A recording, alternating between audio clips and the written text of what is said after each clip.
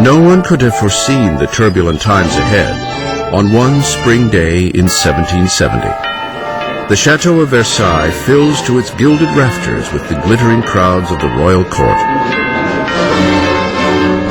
Completed in 1682, Versailles was the crowning masterpiece of King Louis XIV.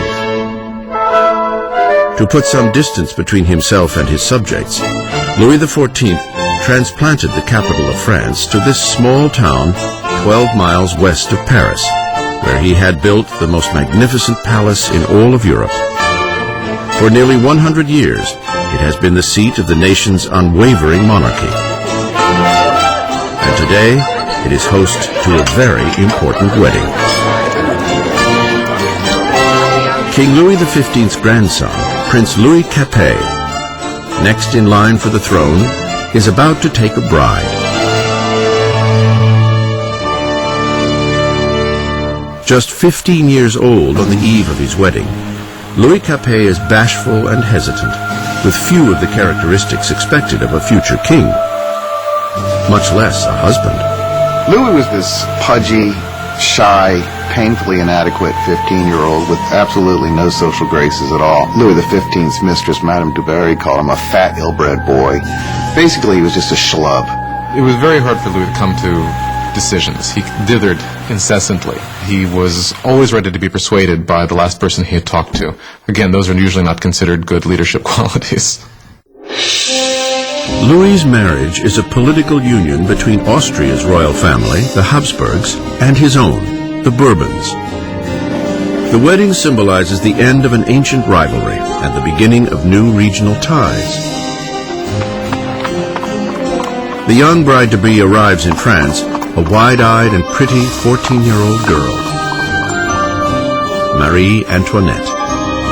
Marie Antoinette is an Archduchess of Austria. She's the youngest daughter of the Empress Maria Theresa, and she comes to France as part of a marriage deal which represents a great reversal of alliances, whereby for the first time in living memory, France and Austria become allies rather than enemies. Marie comes to France as a political gesture, but as a teenager, she has little interest in political affairs. Well, when Marie Antoinette came to Versailles, she was very young. She didn't know a great deal about the country she was coming to. She didn't know about the customs. She didn't know about the court. She was certainly a headstrong girl, a very lively girl, but she was still a girl. When Marie Antoinette comes to Versailles, she is just a teenager. She is blonde with blue eyes. She is pretty, and she likes being attractive to people. And she comes with the intention of winning over her husband and her new family. On the night of the wedding, there is an ominous storm. But inside, the grandeur of the ceremony lights up the palace as the newlyweds make their way to the royal bedroom. In an age-old ceremony to encourage the conception of an heir, the king's courtiers are present as the awkward young couple is revealed in the marriage bed for the first time. The crowd is delighted and expectations are high. But once the curtains are drawn, it's clear that an heir will not be so easily produced. Louis was not only not interested in ruling, Louis wasn't particularly interested in loving either, and he paid her no attention on the first nights or even further into their marriage. Many years will pass before the marriage is finally consummated. The lack of an heir will soon spark gossip all across the kingdom that will continue to plague the couple for years to come. The grand wedding gala continues for days. But outside the gates of Versailles, there is hardly cause for celebration. Years of mismanagement by the monarchy have left the French people deprived and hungry. Nearly a decade earlier, King Louis XV lost the 7 Years' War, battling Great Britain over territory in North America. The ill-fated conflict all but bankrupted France of money and prestige, leaving the country's coffers drained, even as its population is growing bigger every day. With diseases like the plague a distant memory, Fewer people are dying, but more and more of them are hungry. 4 years after the royal wedding, Prince Louis's grandfather loses his final battle with smallpox. Louis XV dies a defeated and unpopular king and leaves behind a country on the brink of chaos. In a lavish ceremony, young Prince Louis inherits the throne and is crowned King Louis XVI. Despite his insistence on a grandiose coronation, Louis is all too aware that he is woefully unprepared for the job. Louis XVI, the moment his grandfather dies and it suddenly is clear that he's king, he doesn't know what to do. He feels as if the world is falling in upon him. So although he's been educated in the full expectation of becoming king, he doesn't feel ready for it. For a kingdom in crisis, Louis XVI is the worst man to have on the watch. The 20-year-old king prays, "Protect us, Lord, for we reign too young." Ensconced in their royal apartments in Versailles, Louis and Marie begin their promising new lives as young monarchs, while only 12 miles away in the city of Paris, another new era is dawning, one that is on a collision course with the monarchy itself. It is a dangerous new age of ideas, the age of enlightenment.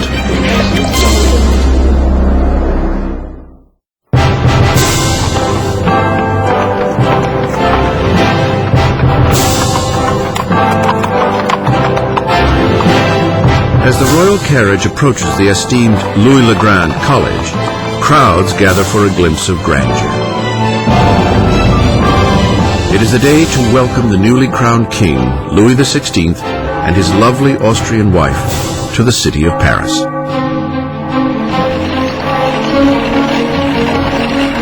And at the head of the welcome party is a promising young law student, Maximilien Robespierre.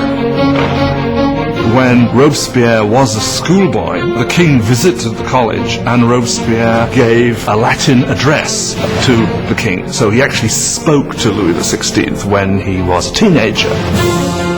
As Robespierre respectfully delivers his Latin soliloquy, the king hardly notices the boy. But years later, their fates will again intertwine under very different, much darker circumstances. For now, the welcome is warm and the flattery sincere.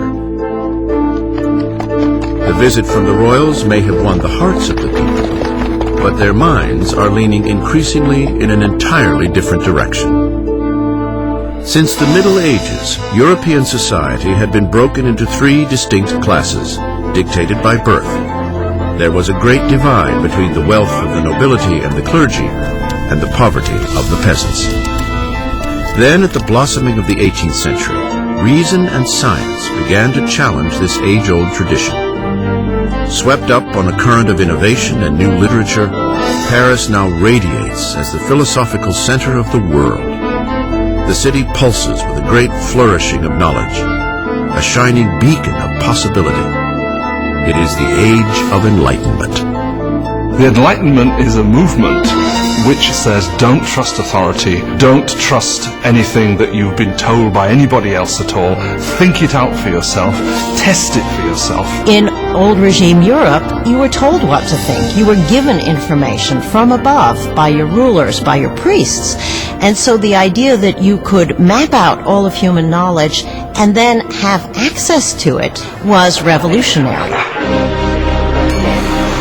In elite salons across Paris, aristocrats gather to discuss Enlightenment authors and the burgeoning age of reason. Voltaire, Rousseau, fresh voices who champion liberty, control of one's own destiny, and above all, equality. The passion for this new literature is highest among the upper class, but as Enlightenment ideas take root at all levels of society, the drive for equality will begin to threaten the aristocratic way of life. What makes it dangerous is it means you will eventually question, why are aristocrats the ones with privilege? Can't we change the world to make it a better place? Isn't progress possible? All of that will eventually undermine the idea that monarchy is natural, aristocracy is natural, and hierarchy is natural. To see Enlightenment ideals in action, one need only look across the Atlantic, where the Americans are fighting for freedom from France's old nemesis, Great Britain. Young King Louis wants revenge for his grandfather's defeats, and he sees an opportunity in the American War of Independence. Louis commits to the cause a total of 2,000 million livres, enough to feed and house 7 million French citizens for a year. His investment would mark the beginning of financial collapse for France. America bankrupts France, in effect, because the debt which the French monarchy incurs in order to fight the American War of Independence turns out to be absolutely crucial in the financial situation of the French monarchy, because the French monarchy cannot pay those debts. While Louis sends money and troops across the Atlantic, Marie is busy incurring debts of her own. Life at Versailles is a never-ending routine of archaic ritual and formality. There are ceremonies for the waking of the king and queen, for dressing, for dining, for retiring to bed. To keep herself amused amidst the ritual drudgery, Marie Antoinette presides over a parade of increasingly outrageous fashions. Marie was obsessed with fashion, especially these towering hairdos that were several feet high, that took hours and hours in the construction and fit all sorts of ornaments and fruits, and to many people they seemed like an obscenity. They came to represent what was all that was wrong with her and with Versailles and that culture. Marie occupies herself with court gossip, gambling, and the staging of plays. As her expenses accumulate, Marie earns the nickname Madame Deficit. Marie is given the name Madame Deficit as the country is in economic chaos, and she continues to spend as if nothing's happened on dresses and jewels and shoes, and she was the Imelda Marcos of her day. Of all the debts Marie incurs, the greatest is what she owes her country, an heir to the throne. In the 7 years since their marriage, Louis and Marie have yet to produce a child. Marie finds herself in an increasingly humiliating position. The job of the Queen is to produce a male heir. It's absolutely essential for there to be a son. And during that time, people criticize, people are dissatisfied, people say the king should never have married this Austrian archduchess, and now she can't even produce an heir to the throne. Marie is desperate. Louis's appetite for food is unquestioned, but sex is clearly not on the menu. Louis XVI and his young wife were not able to conceive for 7 years. This cast a pall on the beginning of his reign, and because his hobby as a locksmith was well known, there were all sorts of salacious songs circulating to the effect that the locksmith was having a hard time finding the keyhole. Louis's disinterest in sex is seen as a lack of bravado as a king. Finally, after years of frustration and pressure from the court, Louis is diagnosed with a treatable condition called phimosis. Louis had a deformity that made arousal extremely painful. Therefore, there was no consummation until there was a surgical procedure that could correct this. But he was scared to death to have it, and it took years for him to agree to have it. And when he finally did, voila. After a simple surgery, the couple is able to have their first child, Marie-Thérèse. But there is no easy fix for the years of damage to Marie's image. Since the early 1780s, libelles have circulated throughout the country, pornographic satire of the king and queen. Obscene pamphlets mock Louis's impotence and portray Marie as a promiscuous harlot in a debauched and decadent court. The people's view of the monarchy sours as conditions in the countryside worsen. After a succession of bad harvests, deregulation has raised the cost of flour, leading to a shortage of the very heart of the French diet, bread. But the hardships naturally stop at the gates of Versailles. As the royals continue to live in extravagance, complaints are committed to paper. One charge is leveled directly at the royal court. Do you know why there are so many needy people? It is because your luxurious existence devours in one day the substance of 1,000 men. The man behind this charge? The same young man who just a few years earlier regaled the king and queen after their coronation, Maximilien Robespierre. In Robespierre, the people will soon gain a voice, calling for liberty, equality, for revolution. After 19 years of marriage, Louis has sired 4 children. Yet as a king, he remains impotent. In an attempt to demonstrate leadership, Louis dabbles in financial reforms.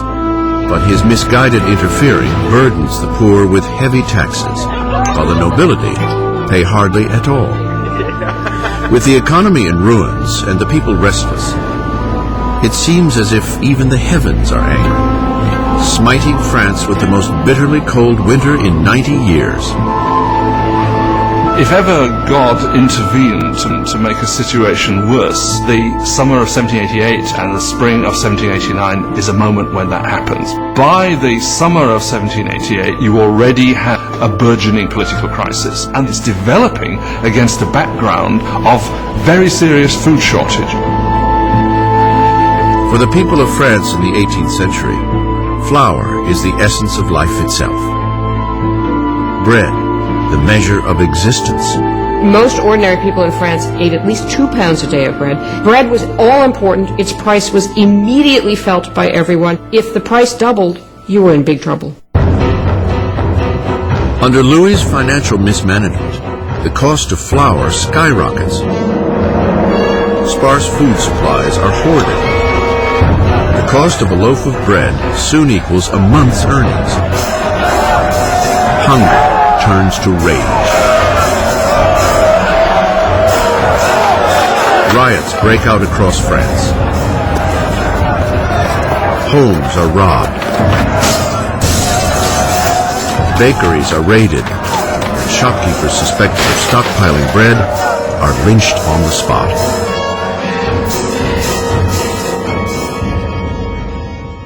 With the economy in shambles, the banks force Louis to hire a finance minister, Jacques Necker.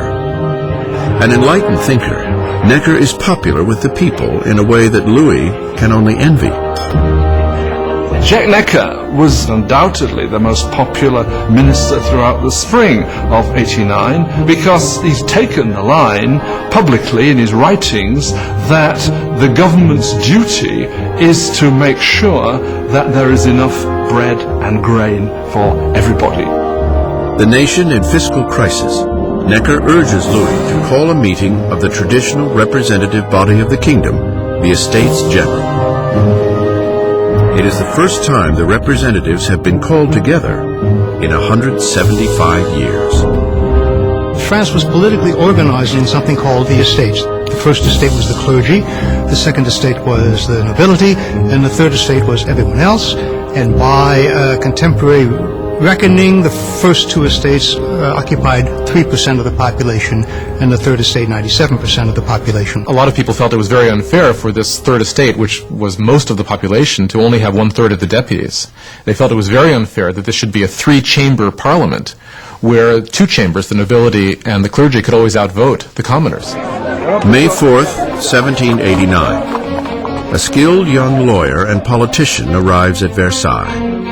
Maximilien Robespierre comes to stand before the Estates General as a deputy to fight for a fair voice for the people he represents, the Third Estate. An orphan from the provinces, Robespierre had risen to academic prominence on a prestigious scholarship, becoming an eloquent speaker. Prim in appearance, with never a hair nor a phrase out of place. Back home in the small town of Arras, the Enlightenment ideas he had absorbed in the salons of Paris found a powerful voice as he became a hometown lawyer for the downtrodden. At the Estates General, Robespierre and his colleagues are demanding that the nobility and clergy pay taxes, but Louis feels increasingly threatened by the growing radicalism of the Third Estate. Then, on June 20th, after a 6-week deadlock, the deputies arrive to find that they are being silenced. On June 20th, when the deputies come to their meeting and find the doors locked, they suspect a plot.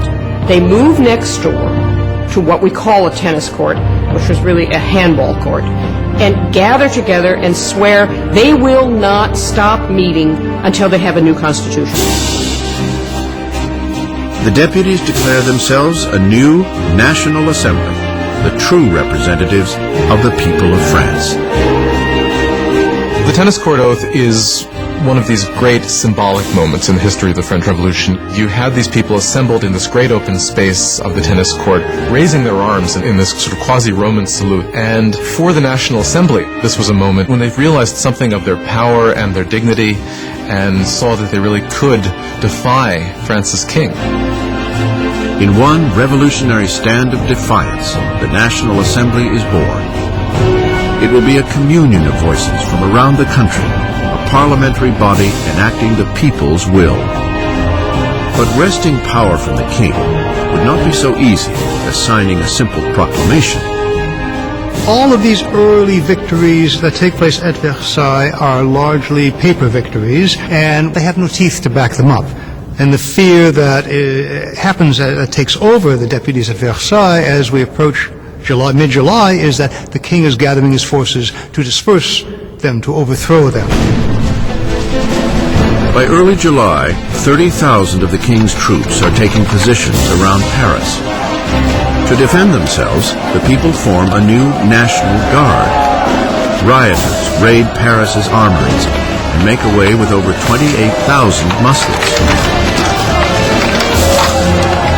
The only thing missing is gunpowder, and the people know just where to get it. In the center of Paris, there looms a massive stone dungeon, notorious as a symbol of feudal rule, the Bastille. The prison houses the city's stores of gunpowder and is legendary as a den of torture and unspeakable deaths. The Bastille had been the great symbol of royal despotism, the great symbol of the kings of France running beyond the just limits of their own power, a symbol of horror for the people of France. Amidst the rioting, there is a stunning outrage. Louis fires his finance minister, the people's beloved Jacques Necker, seen as too sympathetic to the masses. Hours after Necker is fired, word reaches Paris that their man on the inside has been ousted. There is nothing left but revolt. On July 14th, crowds band together identifying themselves with a small cockade, red and blue for the colors of Paris, separated by white, the color of the House of Bourbon. The tricolore is born. From the feverish crowd, a voice cries out, "To the Bastille!" Attacking the Bastille means that the people of Paris are saying, you cannot get rid of the new National Assembly. The people are acting, they're arming themselves, and they're basically saying, we take the side of the revolution. At the sight of the approaching mob, the governor of the Bastille, Bernard de Launay, attempts to lock down the prison. He mounts a hopeless defense, and the marauders storm the fortress and tear into the guards with knives and pikes. Finally, de Launay surrenders, but the enraged mob engulfs him, dragging him through the streets. The jeering horde kicks and stabs at him until he shouts, "Let me die." The crowd eagerly obliges. He is stabbed and shot, and a revolutionary tradition is born. His severed head is paraded on a pike. The deputies in the National Assembly do not immediately condemn this act of violence. In fact, they accept it. And it was this acceptance of popular violence that, in some people's view, created a pattern that was to have catastrophic consequences for the unfolding of the revolution. With the smoke still clearing over the Bastille, Louis XVI returns from a hunting trip. In his diary, under the date July 14th, 1789, he writes, "Nothing," a reference to his unsuccessful hunt. An aide interrupts and breaks the news of the riots and the fall of the Bastille. Louis XVI asks, "Is it a revolt?" "No, sire," he replies. "It is a revolution."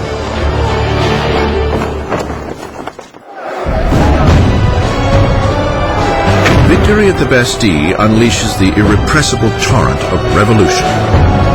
The people had defied their king and won.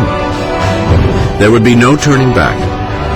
As a symbol of the defeat of tyranny, the people, men, women, and children, dig in with bare hands and tear the Bastille apart, brick by feudal brick.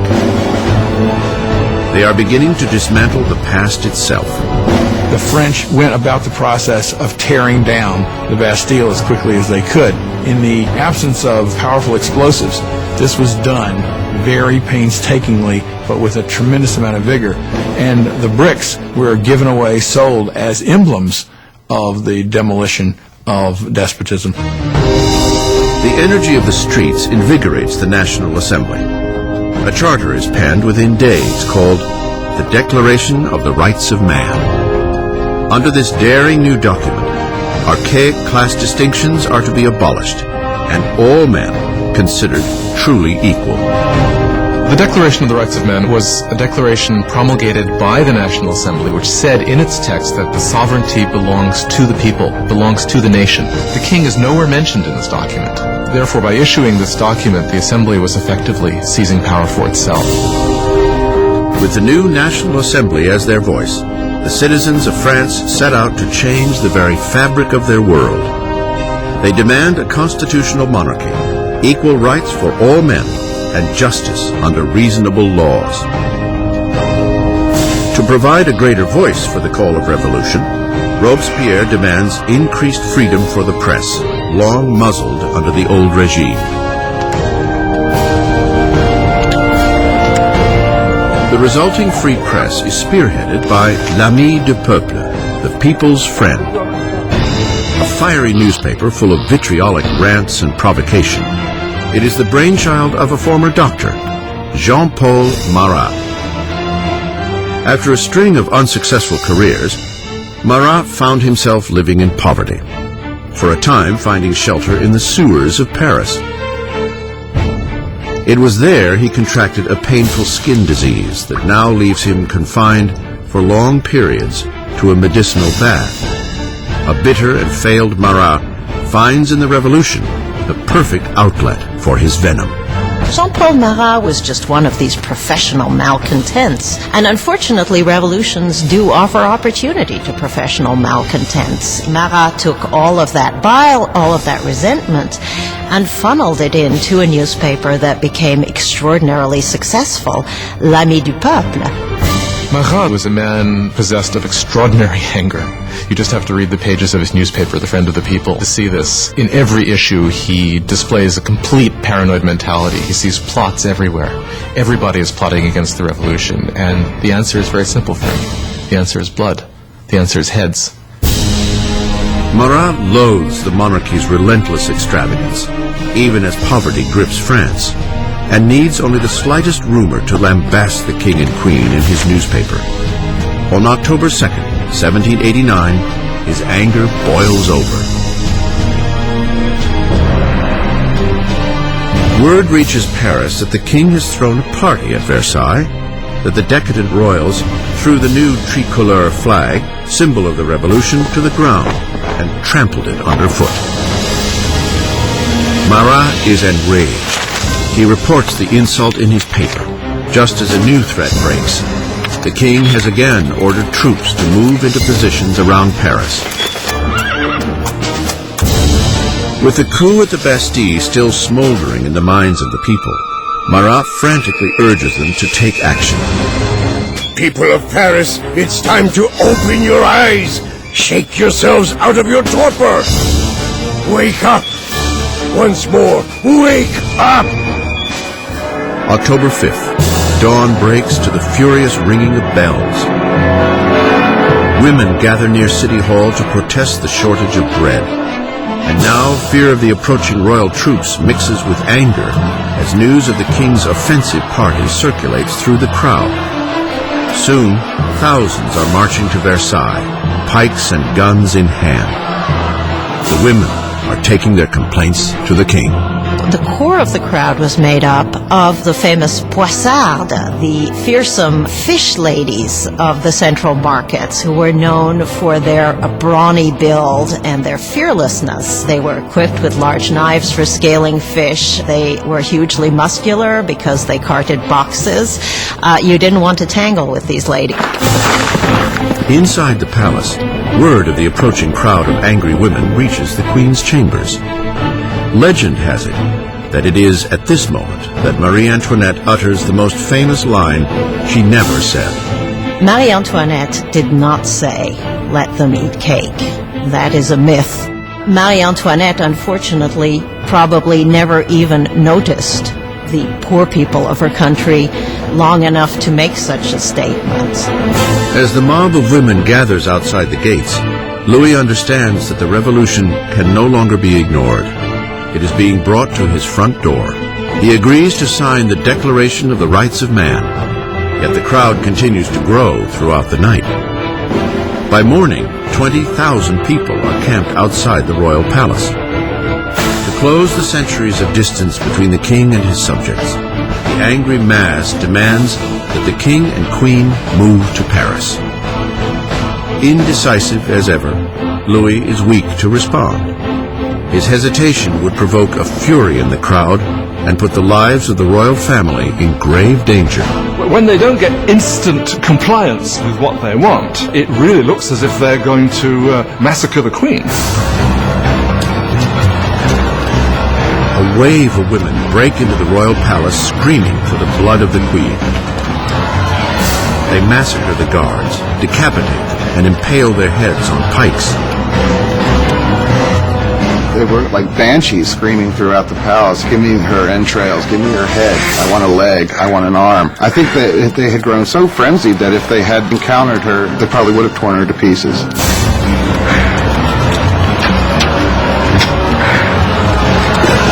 Terrified for her life, Marie escapes to Louis's apartments only moments before the women break into her chambers and tear her bed to shreds. The king and queen are now at the mercy of the mob. And what the mob wants is a little attention from their king. The only way the women can be pacified is for the royal family to agree to go to Paris, because once they're there in Paris, then they can ultimately be made to do what the people of Paris want. They march 60,000 strong, leaving Versailles with carts and wagons overflowing with flour from the king's storehouses, flanking the royal carriage all the way to Paris. The king and queen must make their new home in the Tuileries Palace. They will never see Versailles again. Once the royal family moves to Paris, they are the prisoners of Paris. They know it. Everybody else knows it. There are great limits to what they can do or even dream of doing. They are the prisoners of the capital city, there's no doubt. Versailles is abandoned, and the assembly moves to Paris. Power is now with the people. France will have democracy, new laws, and a remarkable and unforgiving form of justice will make its debut on the revolutionary stage: the guillotine.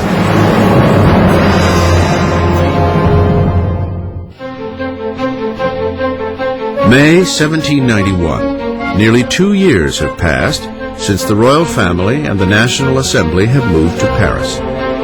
Robespierre appears frequently at the Assembly and at the Jacobin Club, a debating society named for the former Jacobin monastery where they gather. Now, words are the very core of the revolution, and Robespierre speaks with an unfailing moral compass. His true north is always the people. He soon earns the nickname, the Incorruptible. France is now a constitutional monarchy. The king forced to share power with the revolutionaries in the assembly. But it seems Louis's share is growing smaller by the day, as he is forced to sign law after law diminishing his own authority, and that of the other great feudal regime, the Catholic Church. Louis decides the time has come to escape the confines of the new republic and mount a campaign to reclaim his kingdom. Louis had decided by 1791 that he needed to regain control of his country, and he knew he could only do that with the help of a foreign army. So the idea was to make a break from the Tuileries Palace and to head for the nearest border. June 21st, 1791. The king and queen disguise themselves as servants, and by cover of darkness, slip out from under the watchful eye of Paris. They make an ill-planned run for freedom. It is long past midnight when the royal family arrives in the small town of Varennes, some 100 miles east of Paris. They are close to the border of Austria, safety just a few miles away. But their dash to freedom will go no further.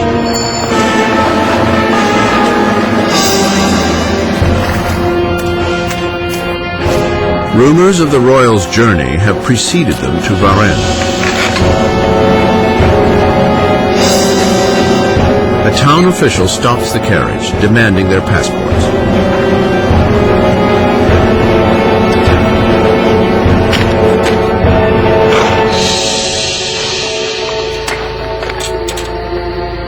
The official's suspicions are confirmed. It is the signature of the king himself. The townsman is overcome at the sight of his king. But revolutionary guards nearby show no reverence for the fleeing royals. He keeps hoping that people will recognize him and there will be a kind of rebellion in his favor. And much to his horror and surprise, they are not ecstatic to recognize him. They see him as escaping, and basically he's arrested and taken back to Paris.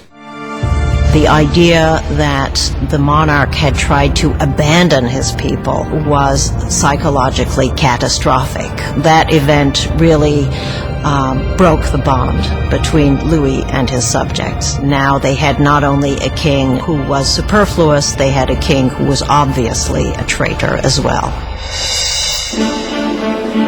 With the royal family official turncoats to the revolution, power shifts from Louis, now a prisoner king, to the revolutionaries at the Assembly. At the very heart of the young revolutionary government is Robespierre. He shines at the podium, calling for liberty, equality, and fraternity. He demands universal suffrage and an end to slavery in the French West Indies. And most passionately, he rails against the death penalty, because in the new age of enlightenment, Robespierre wants to discard all remnants of the medieval past. Europe had inherited a macabre repertoire of execution techniques from the Dark Ages. Unremittingly cruel deaths by drawing and quartering, hanging, drowning, and burning at the stake.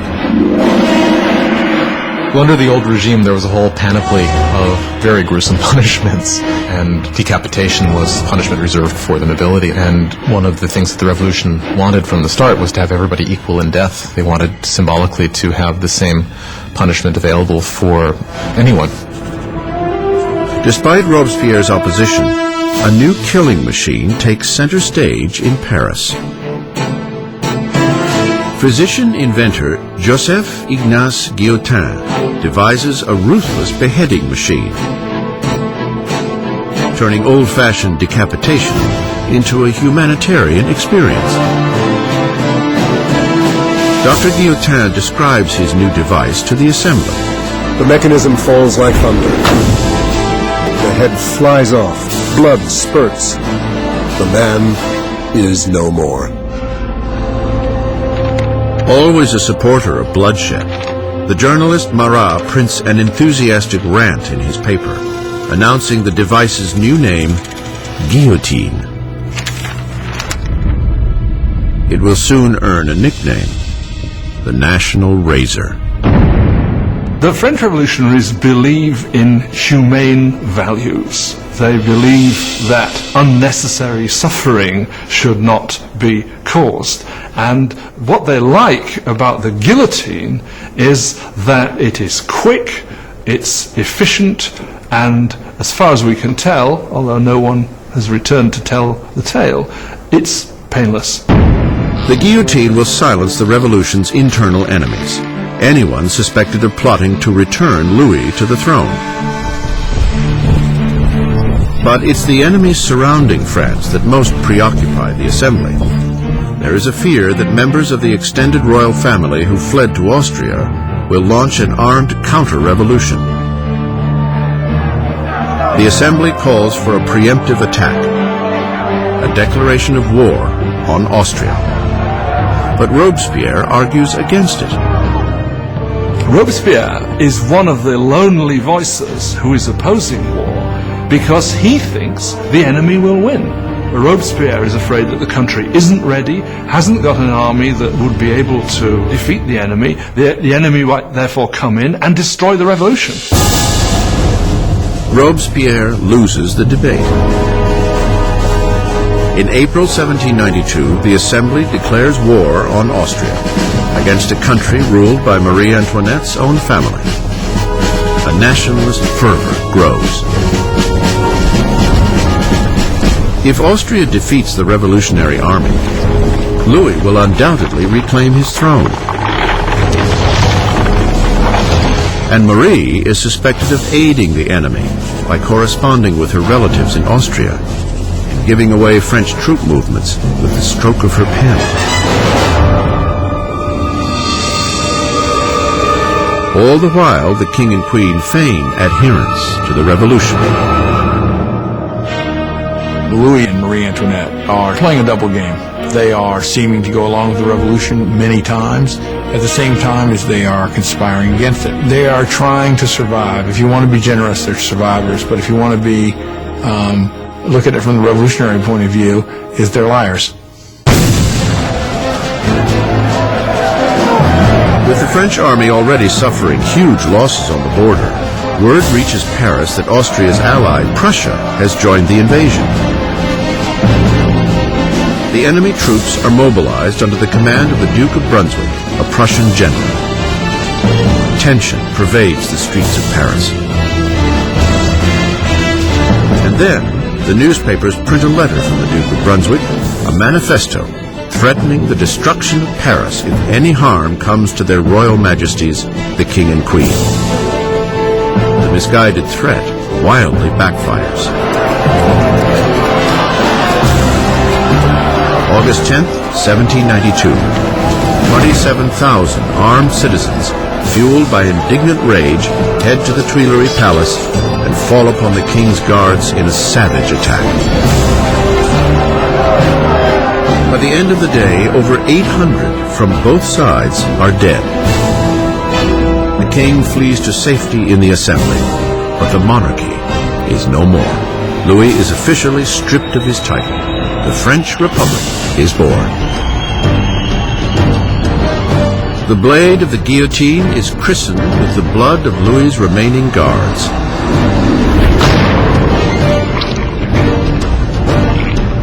And Robespierre, once a staunch opponent of the death penalty, has had a change of heart. The birth of the new republic can only begin with the death of a king. By August 1792, with the king deposed and the royal family secluded in the Temple prison, Robespierre and his Jacobins are locked in a battle with the moderates of the Assembly, the Girondins, for control of the national government. And on the streets of Paris, a new political movement takes hold. As a symbol of their rejection of aristocratic tradition, ordinary citizens refuse to wear the knee breeches or culotte of the aristocrats. They call themselves the sans-culottes, those without knee pants.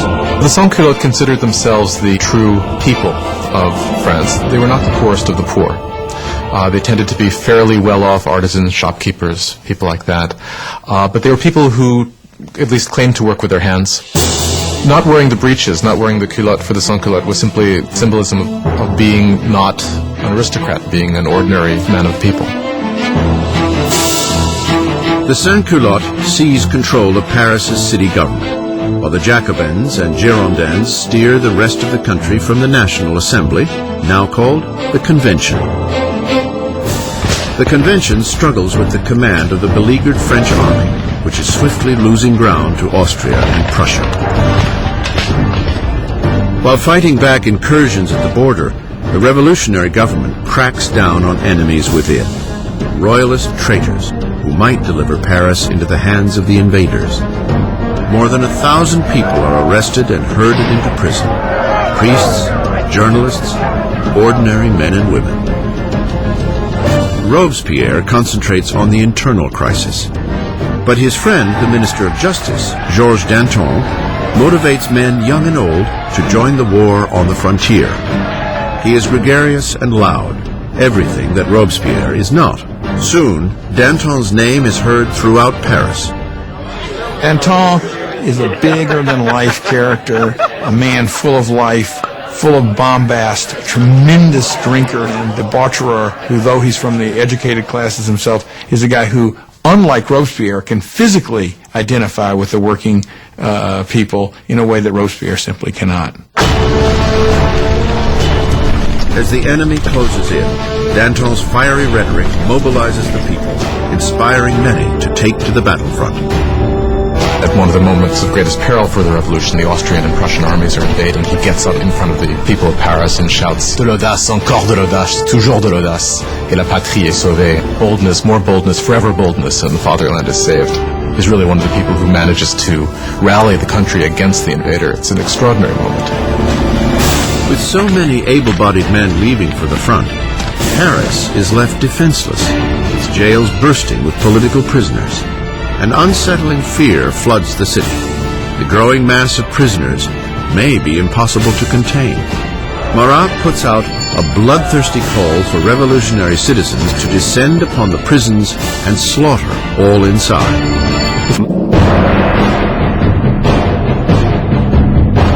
In the first week of September, disastrous news arrives from the front. Prussia has taken Verdun, a town on the road to Paris. The enemy is now just miles away. The fear gripping Paris explodes. The Sans-Culottes break into the prisons and unleash a furious assault on the city's inmates. They will leave no traitor alive. And the Sans-Culottes went to the prisons, particularly the prisons where refractory priests were being held, where nobles were being held, where political prisoners were being held, and they started carrying out their own impromptu trials that were very short and that very often simply ended with slaughter. Women are raped, brutalized, priests disemboweled, aristocrats hacked to pieces. In a primeval slaughter, more than 1,600 are left dead in a matter of days. When word of the September massacres spreads throughout Europe, enemies of the revolution are sickened.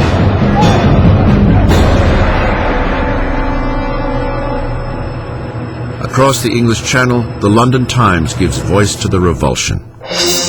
Are these the rights of man?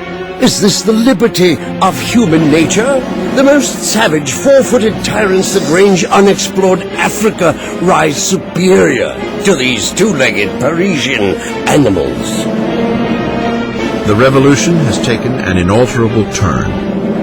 Even Robespierre understands that things have gone too far, that the people cannot manage the revolution on their own. They need guidance, an iron hand. And with the power of his words, the incorruptible rises to the forefront as the man who will guide the revolution. Robespierre had once pushed for a constitutional monarchy. Now he believes there is no longer room for the king. A momentous decision is made. France will put its own king on trial. With the verdict a foregone conclusion, the only debate left is punishment. The moderates, the Girondins, call for sparing Louis's life, which isolates them in the Convention.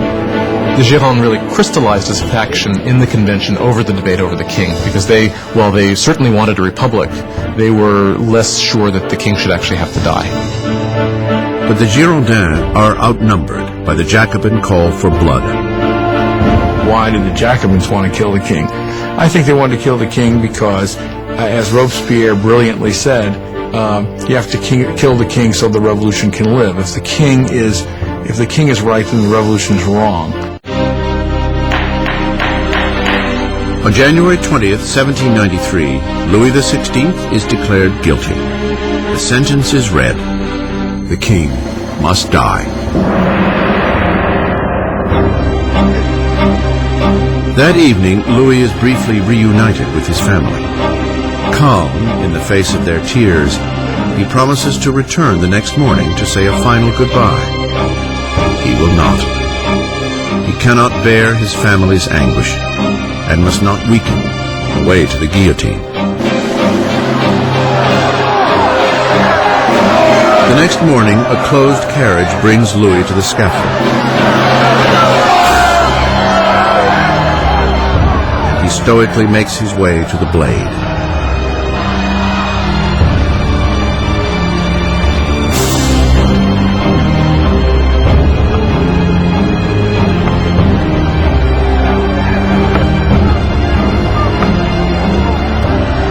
He attempts to give a speech.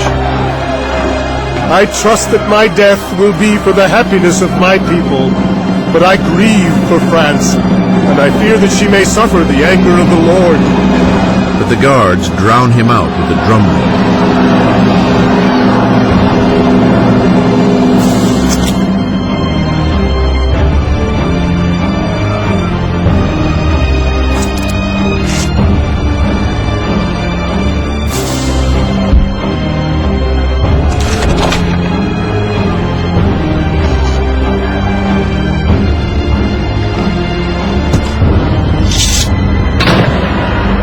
At 10:22 a.m., the man who once was king is no more. In the temple prison, Marie hears the cannons fire, heralding the death of her husband. She collapses in despair. The king's blood is spilt, the revolutionaries victorious. But the enemies of the revolution will soon claim a victory of their own. Their target? The man who is calling for so many heads to roll, Jean-Paul Marat.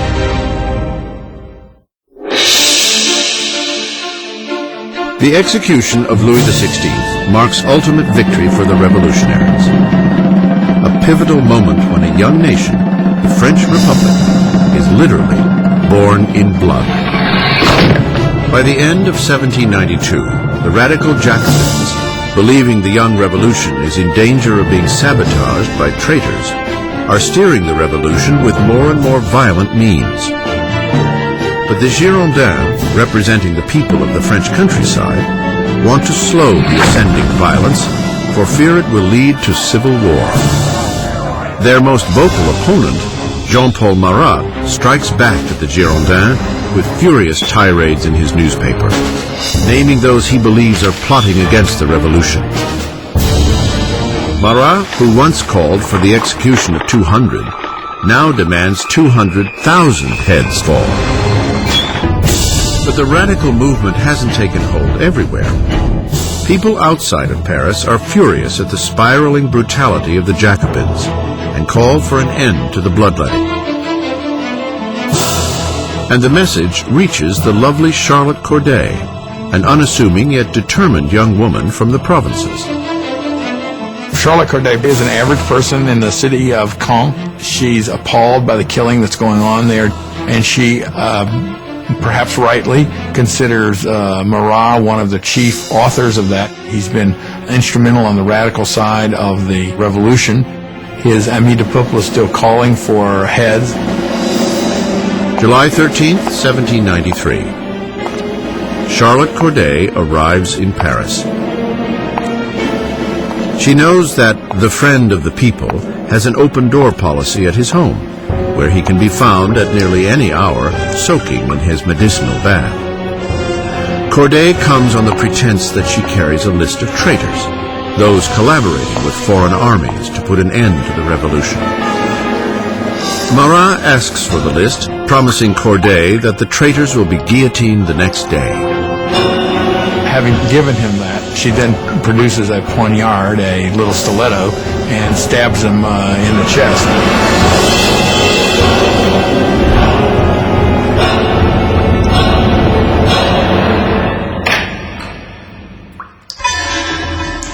The so-called friend of the people dies instantly.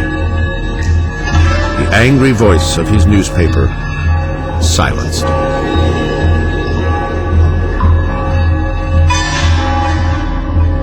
Corday makes no attempt to escape.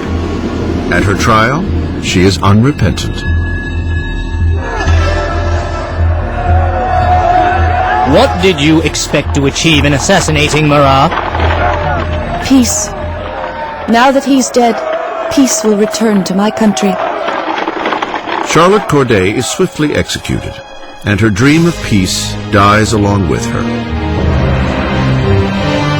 She has killed Marat the man, but she has created Marat the legend, his death most famously depicted by the revolutionary painter Jacques-Louis David. He became a martyr. He became a kind of almost religious figure. You had people offering up prayers that went, "Heart of Jesus, Heart of Marat." You had these scenes at his funeral where the bathtub in which he was murdered was sort of put up on the altar, almost as if it was a kind of crucifix. If you look at David's painting of Marat's death, Marat's body is draped in precisely the same way as the body of Christ is depicted in classic representations of the Pietà, the descent from the cross. So clearly there's an identification of Marat with Christ, with Marat representing the new kind of God of the radical republic. Robespierre is envious of the adoration lavished upon Marat, but ever the pragmatist, he turns his attention to pressing matters at hand. Because though Marat is dead, there are still others calling for blood, royal blood. The Conciergerie, death's dark antechamber. 8 months after the execution of her husband, and just days after the killing of Charlotte Corday, Marie Antoinette is jailed here, in a hideous cell, utterly alone. One of the worst things that happens to Marie after the execution of Louis is her children are ripped away from her. Her children were the most important thing to her, and she knew that her son was going to be subjected to terrible abuse to make him forget that he was ever royal by these revolutionaries. And it turns out she was right. It only took a couple years after her son died of terrible neglect and abuse. The once vain Marie Antoinette is 38 years old, but the revolution has aged her beyond her years. Marie Antoinette had been a very pretty woman, elegant, until the revolution. From 1788-89, she got thinner. Her hair went white. She abandoned all her coquetry and her pretty things. She became emaciated. When she arrived for her trial, she was unrecognizable. On October 15th, Marie is put on trial, accused of high treason and depleting the national treasury. The little evidence offered is salacious and vengeful rumor. A final charge is added to the list. She is accused of incest with her son. At this, Marie stands to defend herself. I appeal to the conscience and feelings of every mother present to declare if there be one amongst you who does not shudder at the idea of such horrors. And at that moment there was a change in the mood, because all the women felt they were implicated, and they realized they had gone too far with these accusations. In a moment of public sympathy, Marie hopes she will be deported to Austria, but her hopes are dashed when the sentence is handed down. She is to meet the same fate as her husband. Her long gray hair is cut in preparation for the blade.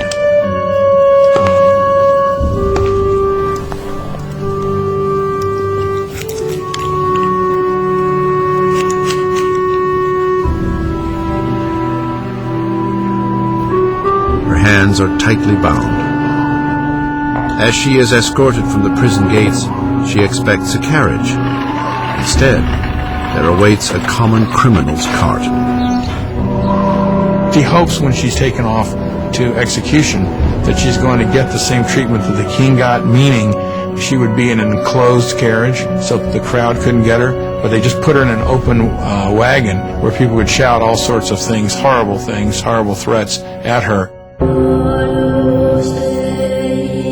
A shadow of the sovereign she once was, Marie Antoinette maintains a queenly dignity as she is paraded through the streets of Paris.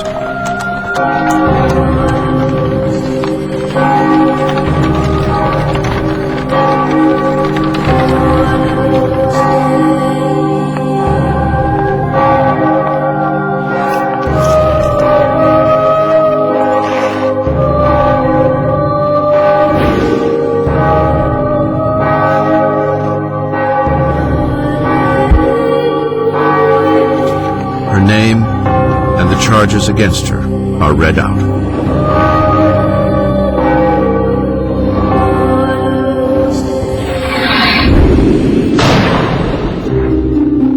The last Queen of France is dead.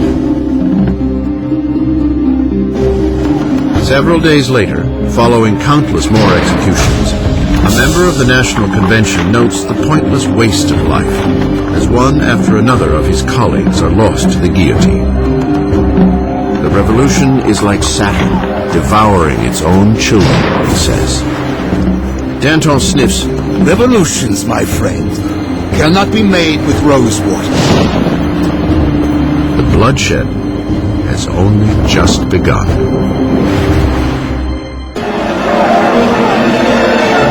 Danton and Robespierre, the star orators of the convention, realize that they must boldly strike out to save the revolution. They convince their colleagues to institute a menacing new form of martial law. It is time for all Frenchmen to enjoy sacred equality. It is time to impose this equality by signal acts of justice upon traitors and conspirators. Make terror the order of the day. Thus begins a new chapter in the revolution, a period of violent repression called the Terror. In a remarkable reversal, the revolutionaries suspend the new constitution and all the rights it was to guarantee. Police spies scatter throughout the country. Anyone suspected of counter-revolutionary activity is rounded up, quickly tried, and sent to the national razor.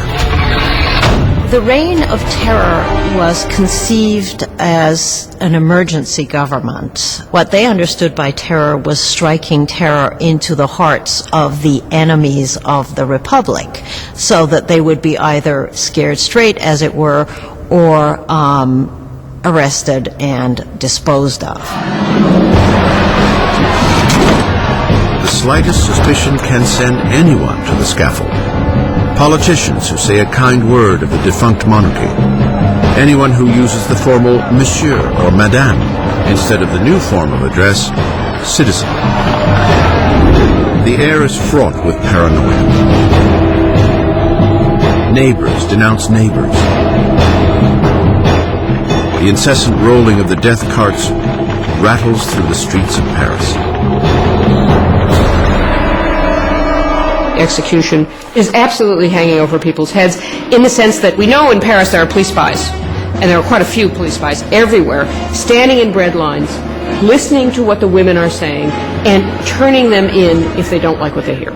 You could be turned in not just for complaining about the high price of bread, but you could be turned in supposedly even for not being enthusiastic enough about where things were going and the successes of the revolution. So just about anything that would stand out for commentary could get you into trouble. The convention sets up a revolutionary tribunal, expediting trials and executions with ruthless efficiency. To consolidate power, they form a 12-man council and call it the Committee of Public Safety. Ultimately, power had to be delegated to a smaller group, and that group became the Committee of Public Safety. Ultimately, it became 12 people who really ruled France as a kind of collective dictatorship. With his masterful words and revolutionary vision, Robespierre soon emerges as the committee's fiercest guiding voice. And that voice is calling for more blood. The revolution has hardened Robespierre. Once an impassioned supporter of a free press, he now reinstates censorship, a vestige of the old regime. And with the church already under attack, Robespierre stands idly by as one of the most radical revolutionaries. Jacques-René Hébert proposes a new agenda: de-Christianization. When the crisis of the war and internal rebellion is at its height, people begin to say the root of all the problem is priests, is religion. And what we've got to do, if we're ever going to be safe against the enemies of revolution, is destroy the power of the Catholic Church. Superstition, fanaticism, that's what religion's all about, and therefore what we have to do is stamp out this whole thing entirely. Streets carrying the word saint are renamed. Religious icons are destroyed and replaced with tributes to the new saint, Marat. The church came to seem simply the enemy to the radical revolutionaries. Churches and cathedrals are simply stripped of their altars. Stained glass is smashed, statues are smashed, the wealth of the churches is simply carted off. Of course, for European opinion, this was something even more shocking than the death of the king. Not even the Christian calendar is spared. Years are numbered no longer from the birth of Christ, but from September 1792, the overthrow of the monarchy. It is now year 1. Months are renamed according to the seasons. July becomes Thermidor, April, Floreal. Months are broken into 3 weeks of 10 days each. The revolutionary calendar was certainly designed as a kind of weapon against Christianity, against Christian belief. Of course, by having a 10-day week, you'd no longer have Sundays, so people wouldn't even know what day Sunday was anymore. That's what they hoped. The terror spreads across France. Insurrections are put down with a vicious, unrelenting cruelty. In the city of Lyon, where counter-revolutionaries are gaining ground, the Committee of Public Safety sets a brutal example.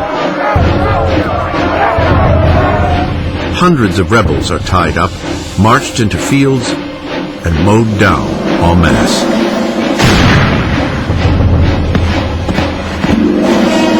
A region called the Vendée, in the west of France, has also become a counter-revolutionary stronghold. Rebels and priests are tied together and packed onto boats that are then mercilessly sunk. Up to 100,000 people are killed in the Vendée alone. In Paris, the blade falls at an ever more frantic pace.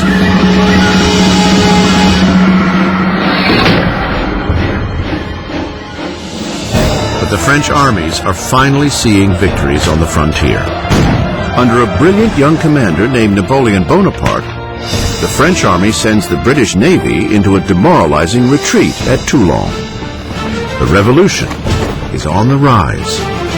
Robespierre is at the height of his power. He has taken on the enemies of the revolution and ensured its success through terror. For a time, the terror was very effective as a means of getting the country together, getting the government together, and fighting what was, after all, a war on several fronts. On the Eastern Front and on the Northern Front against external enemies, also a civil war in the Vendée, which was the bloodiest of all, also a civil war against the supporters of the Gironde and other revolutionaries who had turned against the government in Paris. The terror has achieved its goals, but it does not stop, and it will not stop until it devours the very man who unleashed it, Maximilien Robespierre.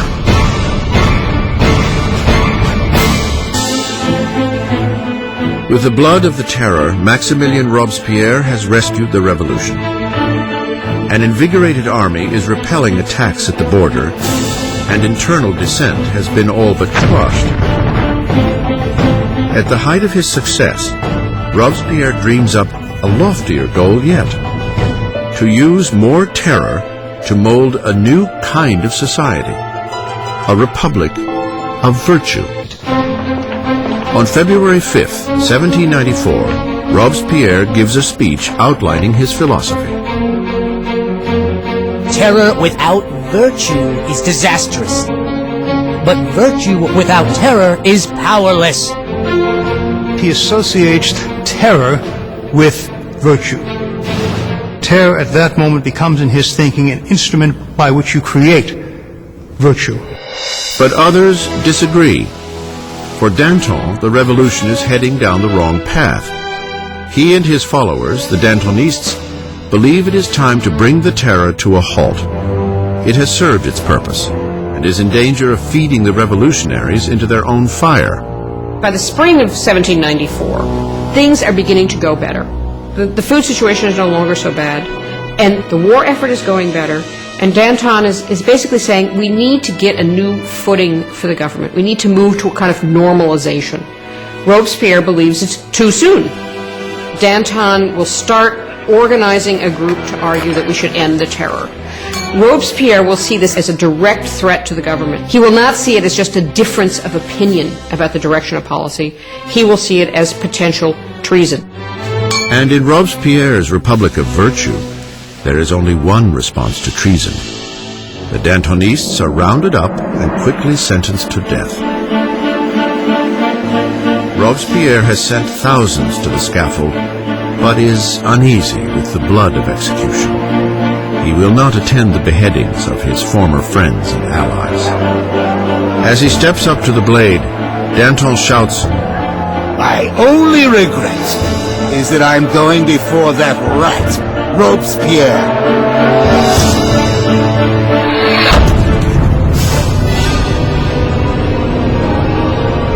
With the Dantonists out of the way, Robespierre launches France into an even bloodier, more horrifying period: the Great Terror. The Great Terror is the name given to the last phase of the terror in the spring of 1794 into the summer of 1794. It's the period at which the tempo of executions really starts to increase, at which the atmosphere of paranoia, particularly in Paris, but really across the country, starts to increase exponentially. You can track the number of executions until it's up to almost 800 per month in Paris, towards the end even more.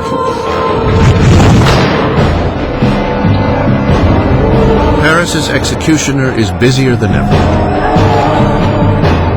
But on June 6, 1794, the roll of the carts comes to a halt.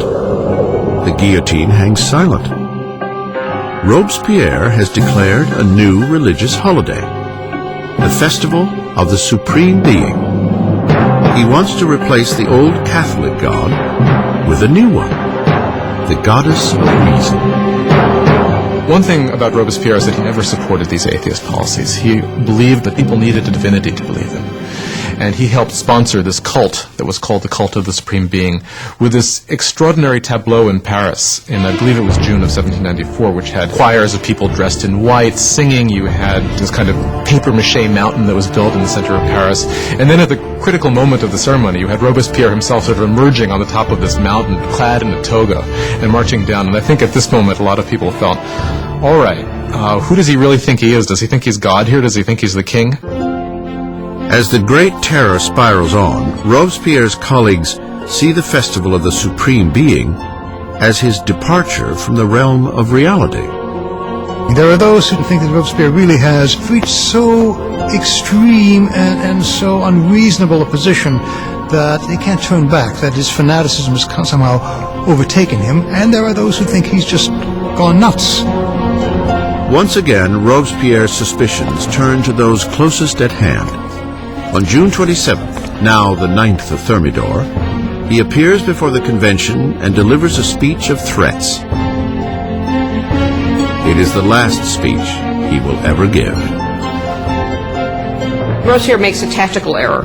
He comes in and announces that he has a new list of enemies of the Republic, but he won't give the list. Therefore, everyone is afraid they might be on the list, and when he comes back the next day to give the list, he is arrested before he can speak. An unexpected chorus of voices shouts Robespierre down. He is stunned into silence. The deputies declare him an outlaw and immediately remove him from the convention.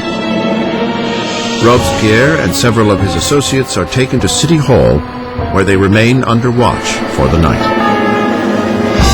Shots ring out in the early morning. Guards race to the second floor. They fling the doors open to a grisly scene.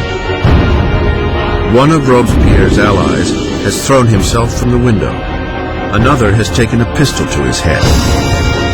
And Robespierre is found semi-conscious with a bullet wound to the face, his jaw shattered from an apparent suicide attempt.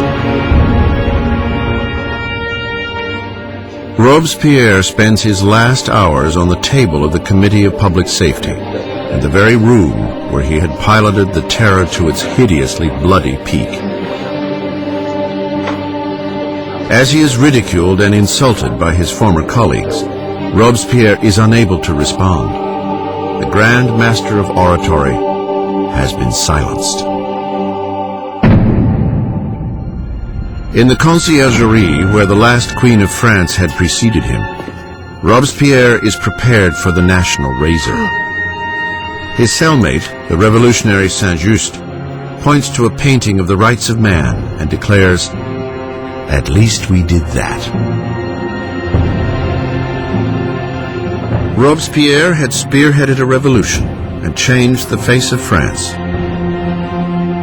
He had reordered society and engineered a bloody and tyrannical system to ensure its success. But he was destined to be one of its final victims. Turns out that there is a great deal of enthusiasm for ending the terror. Nobody can figure out how to do it. And what turns out to be the case is that the only thing that will end the terror, and apparently the only thing they can all agree upon, is the fall of Robespierre.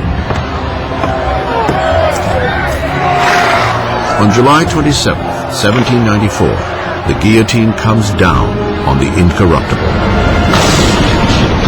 And the last blood of the terror is shed. The terror dies with Robespierre, but the revolution does not. The rights of man, democracy, the new republic, the accomplishments of the revolution would far outlive any of the revolutionaries themselves.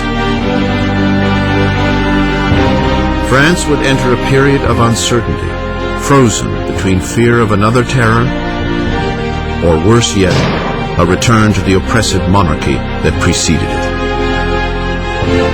5 stagnant years would pass before power once again consolidated in the hands of a single man, Napoleon Bonaparte.